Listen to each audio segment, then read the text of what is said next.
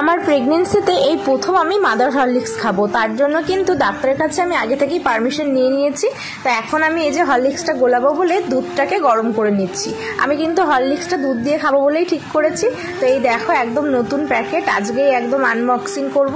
আমার একদমই এই হরলিক্সটা খাওয়ার ইচ্ছে ছিল না, কারণ আমি আমার দিদির বেলায় দেখেছি এটা একটা আলাদা সেন্ট।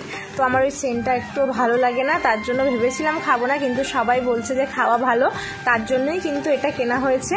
তো এই যে দুধ গরম হয়ে গেছে, এবার হরলিক্সটাকে গোলাবো, তো গুলিয়ে দেখি কেমন লাগে। সত্যি কথা বলতে যেই জিনিসে বেশি সেন্ট থাকে না সেই জিনিসটা আমার একটুও ভালো লাগে না, সেটা বডি স্প্রেই হোক আর এমনি কোনো খাবার জিনিসই হোক। তো এই সেন্টটা কিন্তু খারাপ না, কিন্তু আমার কেমন একটা লাগে। আমি একটু গুঁড়ো হরলিক্সটা খেয়ে দেখছিলাম যে কেমন স্বাদ, আর মুখে দিতেই গলায় আটকে গিয়েছিল, কাশি হচ্ছিল।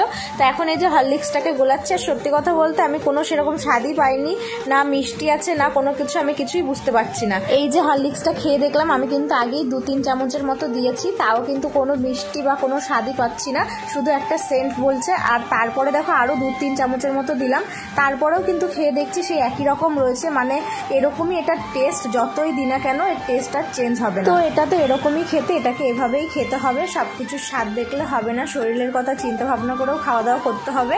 তো এখন আমি বাকি হরলিক্সটা একটা কৌটোতে ঢাললাম। তো এবার চলো হরলিক্সটাকে খাবো। সকালবেলা ঘুম থেকে উঠে ব্রাশ করে গ্যাসের ট্যাবলেট আর বমির ট্যাবলেট খেয়ে নিয়েছি। এখন আমার মাঝে মধ্যে গাটা গোলায়, তার জন্য বমির ট্যাবলেটটা খেতে হয়।